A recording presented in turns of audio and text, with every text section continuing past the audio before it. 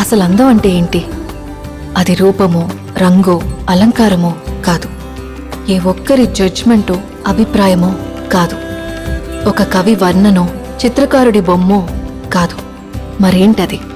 అందమంటే గుణం. అమ్మాయినయుండి చెప్తున్నా, I don't want people to call me beautiful. దాని బదులు నీది కష్టపడే తత్వం, నీలో కరుణ ఉంది, నీకు ధైర్యం ఎక్కువ, నువ్వు తెలివైన దానివంటే నాకు సంతోషం. Address us by our qualities. MS Subbulakshmi అంటే భక్తి, అందం కాదు. మదర్ తెరెసా అంటే కరుణ, అందం కాదు. ఐన్ ర్యాండ్ అంటే తత్వం, అందం కాదు. సరస్వతి అంటే విద్య, దుర్గా అంటే ధైర్యం, గౌరీ అంటే తపస్సు, లక్ష్మి అంటే శుభం.